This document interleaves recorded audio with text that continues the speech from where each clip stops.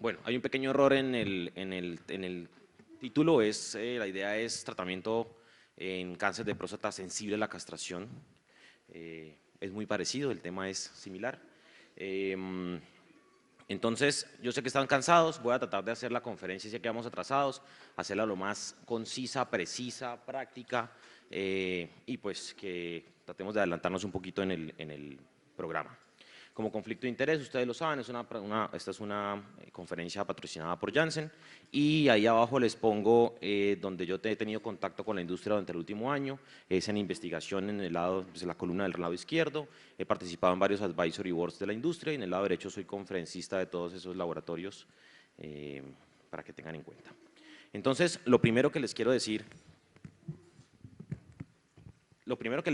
y lo más importante es que quiero que cambiemos un poquito la mentalidad.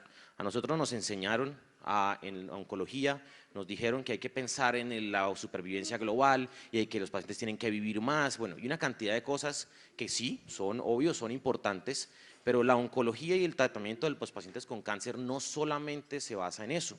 Aquí digamos que eso es una copia de una diapositiva que viene en un congreso. Entonces, arriba viene tratamiento y curación, es lo ideal, todos queremos curar a los pacientes y eso lo logramos en algunos casos, por ejemplo, el cáncer de testículo, tenemos altísimas tasas de curación de los pacientes con cáncer de testículo y lo logramos y nos va muy bien.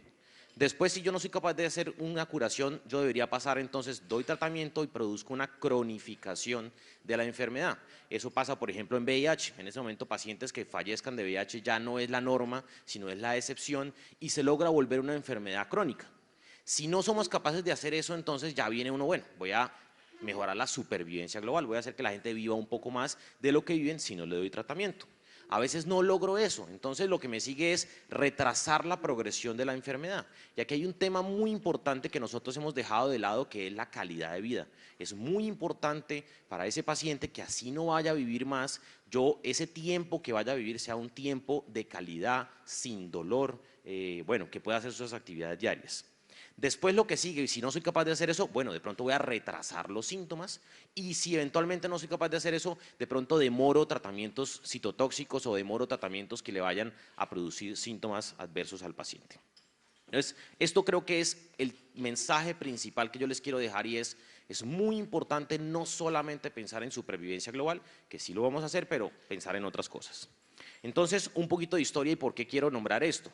En el 2012, esto lo han presentado varios, han mostrado el Task Force de Estados Unidos, dijo que no hiciéramos tamización para cáncer de próstata, pensando en cuestiones de supervivencia. Y la causa de eso viene siendo esto. Esto eran los dos grupos de 1000 pacientes hipotéticos que yo le hago tamización para cáncer de próstata, acá no se lo hago y acá sí se lo hago. Las personas que están en rojo son las personas que se iban a morir de cualquier causa, no de cáncer de próstata. Y estos que no se alcanza a ver por lo lejos, pero que tienen la P, eran los que eventualmente iban a fallecer por cáncer de próstata. Entonces, aquí están los pacientes que se les hizo biopsia, tocó hacerle biopsia y no se encontró nada. Estos de azul oscuro son los que se les tocó hacerle una prostatectomía radical o radioterapia y eventualmente no se hubieran muerto de cáncer de próstata. Entonces, toda esta recomendación fue pensado en disminuir mortalidad, pero no solamente se trata de eso. Y lo otro que nos enseñaron a todos y todavía se enseña es predecir yo qué puedo hacer para ese paciente y si ese señor va a recaer o no va a recaer. Esto es el nomograma del memorial, puse un ejemplo de un T3 N0M0, Gleason 4+4, PSA de 30, y si yo me pongo a mirar, la probabilidad de que ese paciente no recaiga a 10 años es el 3%. Entonces nos decían, ¿para qué le hace usted tratamiento a ese señor si la probabilidad de que usted lo cure es tan baja? Pero llama la atención que la probabilidad de que esté vivo a 10 años es del 94%. Entonces, yo con esa prostatectomía de pronto no lo logré curar, pero de pronto le logré disminuir recaída, alargar el tiempo a la recaída, o sea, una cantidad de cosas que estamos entendiendo y nos estamos dando cuenta de eso. Y les traigo unos datos importantes que cambian esa mentalidad. Esto es un estudio retrospectivo, un metaanálisis de 11.000 pacientes que les hicieron tratamientos curativos a enfermedades localmente avanzadas. Y miren, por ejemplo, aquí, pacientes con PSA entre 20 y 100, uno era tratamiento, este es tratamiento conservador y este es tratamiento curativo. Y miren cómo hay una curva muy superior del tratamiento curativo en los pacientes en la supervivencia, en la probabilidad de mortalidad por cáncer de próstata. O sea, eventualmente él va a recaer, pero yo estoy demorando esa mortalidad y es importante tener en cuenta eso. Y esto es porque dicen, bueno, es un estudio retrospectivo, no tiene mayor cosa. Este es uno de los brazos placebos del Stampede. Acuérdense que el Stampede tiene una cantidad de brazos y dentro de eso hay unos brazos a los que se les hizo el tratamiento de Standard of Care, que era pues lo que siempre se venía haciendo. Estos son, el estudio no está hecho para eso y no tiene el poder, pero digamos que deja ciertas ideas. Estos son pacientes. Eso es un estudio prospectivo, aleatorizado, con todas las de la ley.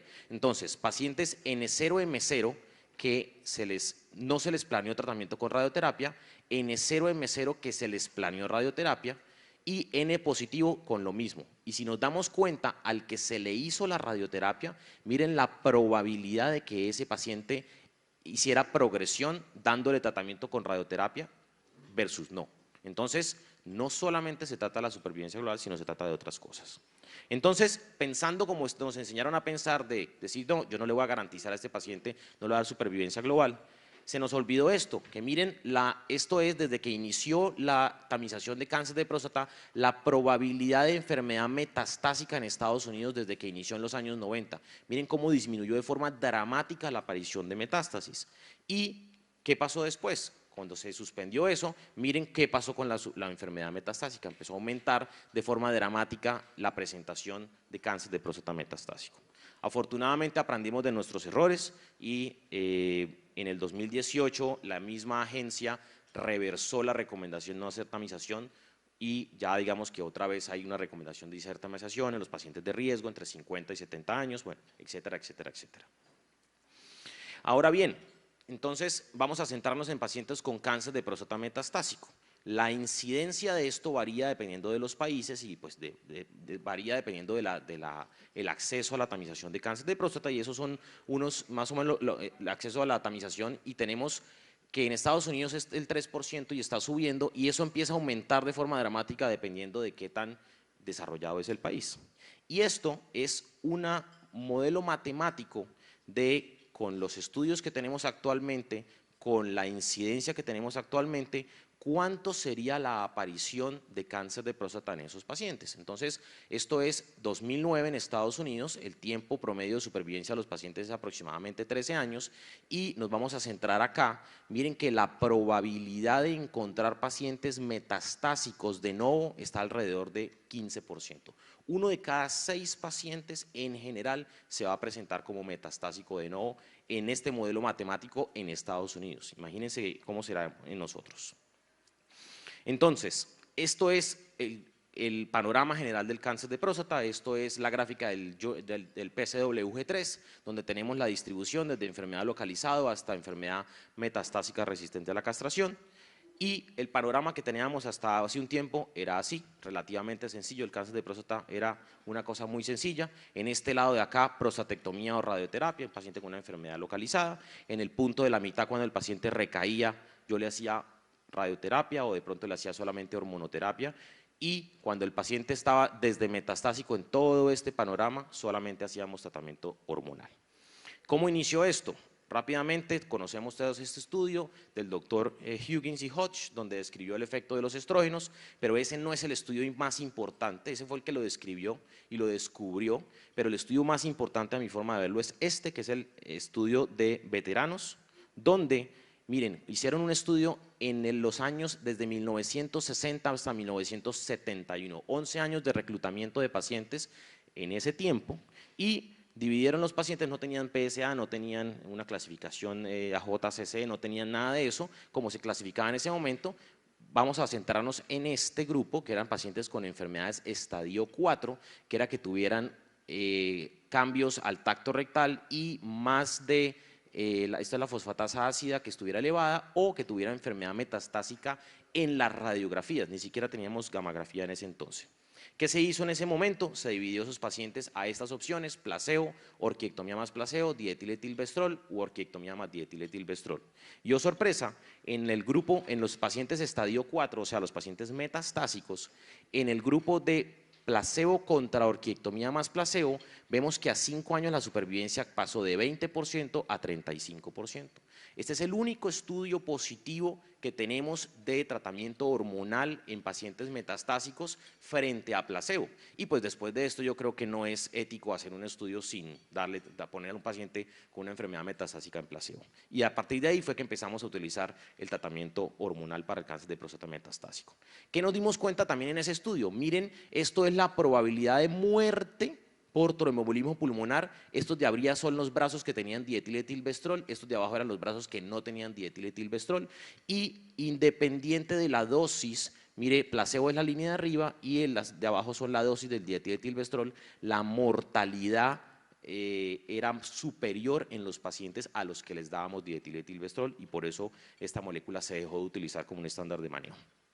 Desde ese momento no tenemos nada nuevo, absolutamente nada nuevo hasta el 2004. Esta es la línea de tiempo donde aquí teníamos moléculas que nos servían para paliación, aquí arriba tenemos las moléculas que nos sirven para aumentar su supervivencia, y hasta aquí no teníamos absolutamente nada. Y a partir del 2004 y sobre todo a partir del 2010 empezó una explosión de medicamentos, una explosión de estudios que nos demostraron mejorías en supervivencia. No quiere decir que no se haya intentado. Antes de eso, en los años anteriores se intentó hacer combinaciones y se intentaron hacer cosas para tratar de encontrar mejorías en supervivencia. Entonces, por ejemplo, este es un metaanálisis donde lo compararon con acetato de ciproterona. Si yo le hacía hormonoterapia, ya sea con análogo, con orquiectomía más acetato de ciproterona, y había una disminución de la supervivencia de 2.8% en los pacientes con acetato de ciproterona. También una de las razones por las cuales este medicamento dejó de ser el estándar de manejo. Ahora, bloqueos combinados, bicalutamida, flutamida, más el bloqueo hormonal, que lo utilizamos hasta hace relativamente poco. Estudios donde encontraron una diferencia absoluta de solamente el 1.8% a 10 años, con una sobrecosto, con unos efectos secundarios que por un margen tan pequeño yo creo que no valía la pena. Quimioterapia, se intentaron hacer estudios con quimioterapia, 5-fluoracilo, platinos, mitomicina, etcétera. Todos los estudios fueron negativos para mejoría de la supervivencia global. Y por eso, a partir del 2004, que es que apareció el tratamiento con quimioterapia, es tan importante ese punto, es tan importante que después de 60, 70 años no hemos encontrado absolutamente nada. Entonces, ¿qué pasó? Empezaron a aparecer un poco de medicamentos y de moléculas en esta fase de la enfermedad metastásica resistente a la castración. Y esos son todos los estudios que ahí enumeré, los estudios en general que son positivos y que son la base para que hoy en día utilicemos esos medicamentos. Y todos nos vanagloriamos en eso y empezamos a formular estos medicamentos y nos basamos en unas mejorías de supervivencia de alrededor de 2 a 4 meses. Eso es lo que encontramos, mejoría, no solamente mejoría de supervivencia, pero mejoría también de los efectos secundarios, mejoría del estado general del paciente, disminución del PSA, una cantidad de cosas que no solamente es supervivencia global, pero tiene otras cosas. Entonces, si funcionan acá, de pronto pueden funcionar acá. Entonces, la industria se empezó a mover hacia atrás y empezamos a estudiar en estos puntos de la enfermedad si pudieran ser mejor que el estándar de manejo. Y entonces aparecieron estos brazos. Ya no sabemos todo eso, aparecieron estos dos brazos. El no metastásico resistente a la castración, que ya hablaron de eso, y se dividen en bajo riesgo y alto riesgo, y lo que lo divide es el tiempo de duplicación del PSA, y aquí arriba, en el paciente metastásico sensible a la castración o el que no ha recibido tratamiento hormonal, ya sea porque el paciente debutó metastásico o porque progresó después de una terapia local, se abrieron dos brazos. Un grupo que le vamos a llamar alto volumen y un grupo que le vamos a llamar alto riesgo, que lo vamos a describir en este momento. A modo de chisme, les quiero mostrar, y también digamos que es un punto importante para la conferencia, es que en el grupo de no metastásico resistente a la castración, que es una de las nuevas indicaciones que estamos viendo, el desenlace que se midió es supervivencia libre de metástasis. La supervivencia libre de metástasis es que yo demoro a que ese paciente me haga las metástasis. Esto es un desenlace que inicialmente la FDA no aprobó y no autorizó como un desenlace para que ellos aprobaran las moléculas.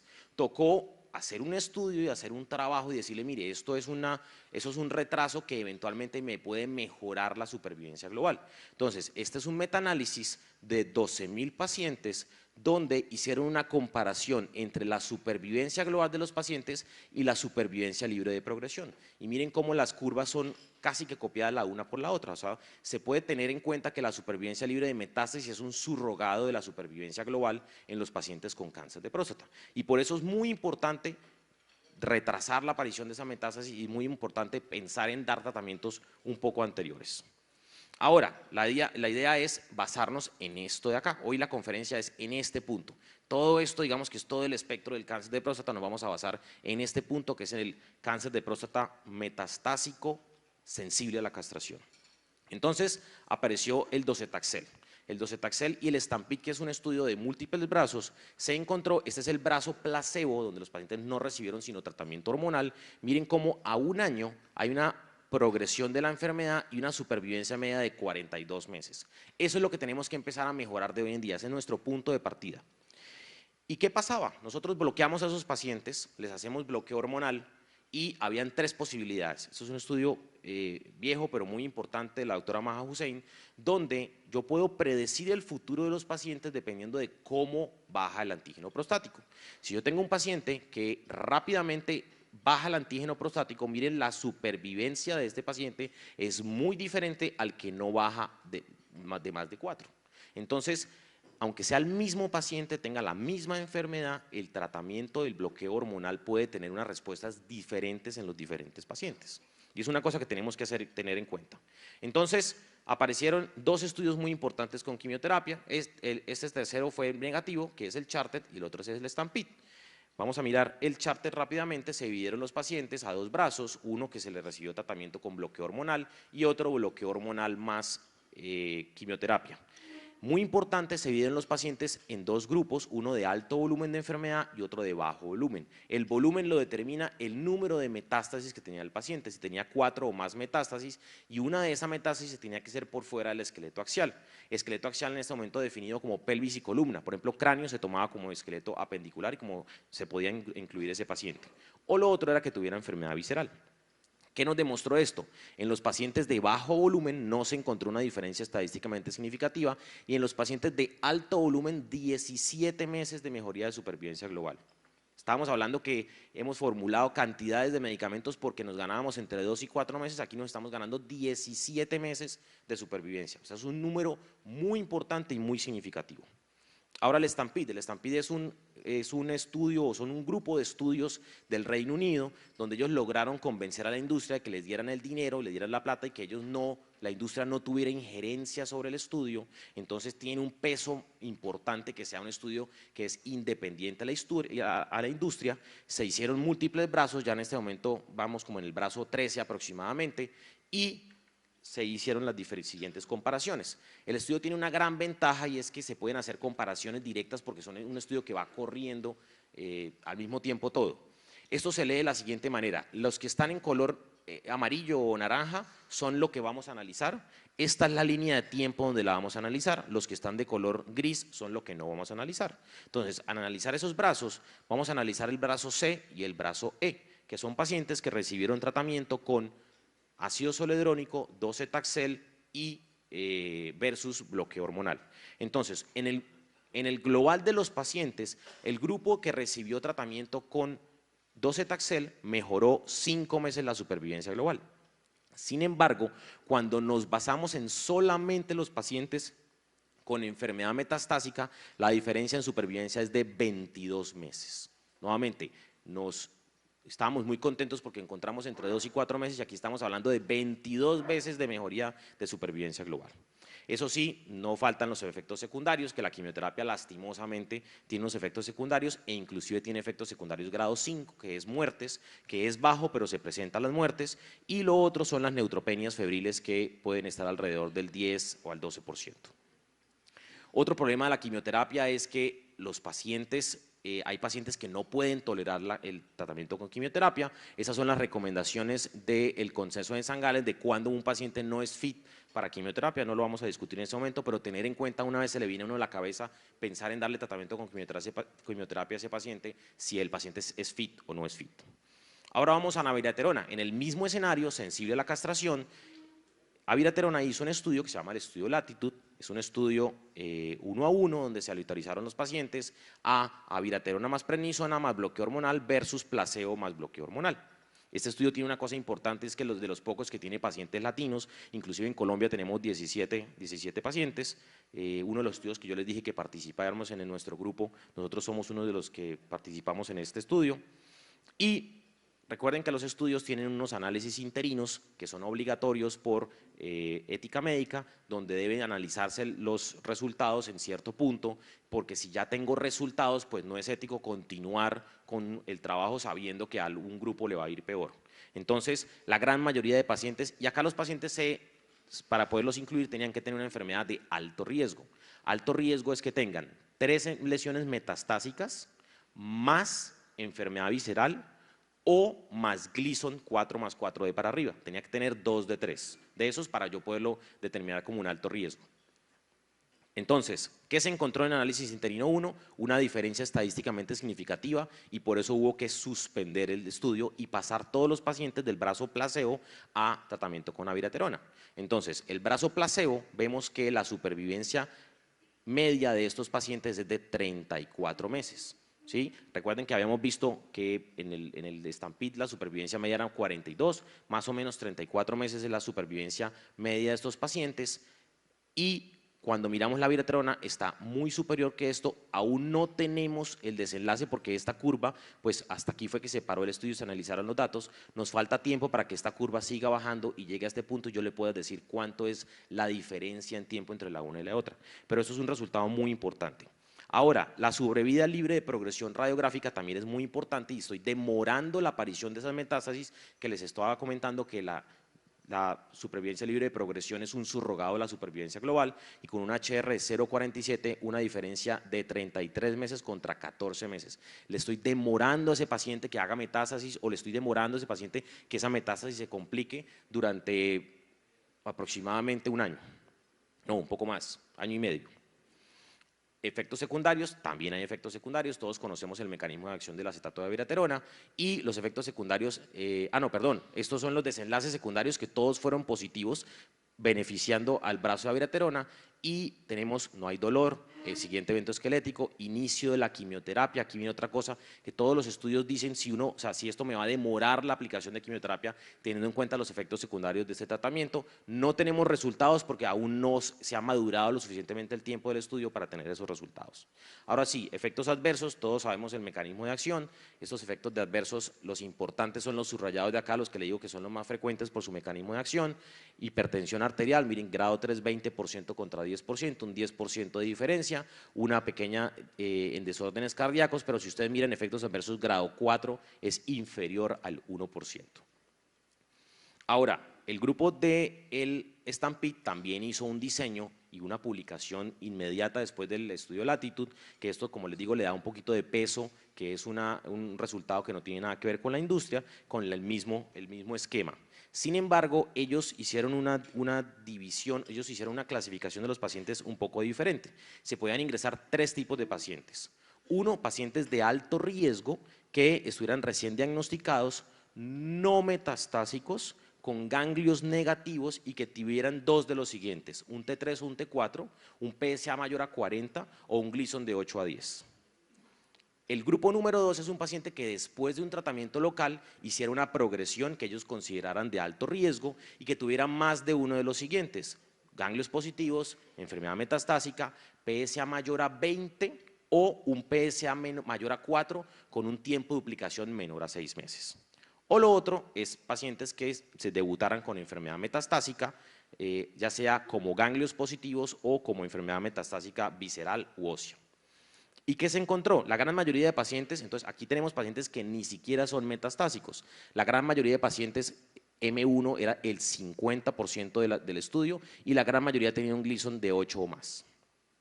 ¿Qué se encontró? Una diferencia en supervivencia global no tenemos los datos de 50% porque no han llegado a ese punto, pero tenemos 83% versus 76, con un HR de 0,63.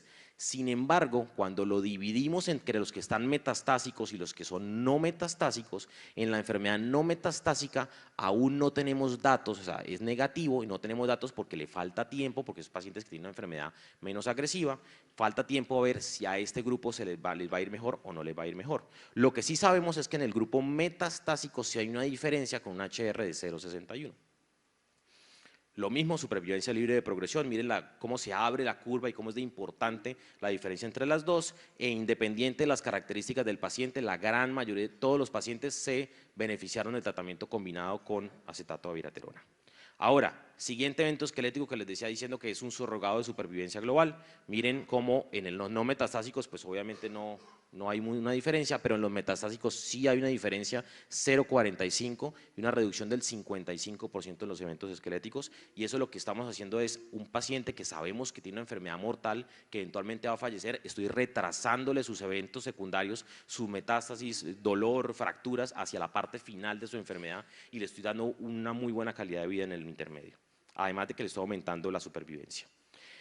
Progresión, bueno, radiográfica, lo mismo. Efectos secundarios, acá fueron un poco menos que en el estudio Latitude. Tenemos que los efectos secundarios importantes de 3 a 5, miren, 5%, 6%, hipocalemia del 1%. Realmente es una molécula que, aunque sí tiene efectos secundarios, creo que sabemos manejarla y en general es hacerle un seguimiento. Ahora, ustedes dirán, bueno, ¿y yo qué hago? ¿Cuál de los dos medicamentos doy? Llega el paciente con una enfermedad metastásica, ya sea de alto volumen o de alto riesgo, ¿le doy quimioterapia o le doy abiraterona más bloqueo hormonal? Esa pregunta no tiene una respuesta clara, sin embargo yo les puedo decir cómo pensarlo. La primera es la comparación, uno dice, bueno, hay uno mejor que otro, entonces es una comparación, esto no es una comparación cabeza a cabeza, esto es poniendo los estudios uno al lado del otro, cuando miramos la diferencia, estos son los brazos de los pacientes que recibieron abiraterona, esos son los pacientes que recibieron docetaxel, y lo que podemos ver aquí es que los pacientes es acá. Cuando miramos el HR de los dos grupos es muy similar. En el brazo de quimioterapia 0,63, en el brazo de acetato de abiraterona 0,62. O sea, es casi que una copia el uno del otro. No se les olvide los criterios. Entonces, la primera forma para decidir es si cumple los criterios de uno o cumple los criterios del otro. Si el paciente es de alto riesgo y no cumple los criterios de alto volumen, pues es un paciente que fácilmente puede decidir y se va para tratamiento con abiraterona. Si el paciente es de alto volumen y no cumple los criterios de alto riesgo, pues es un paciente que se va para manejo con quimioterapia. Eso pasa, o no crean que uno dice, no, pero esos son muy parecidos. Pasa que tienen los criterios de uno y de otro, entonces es muy fácil definirlo.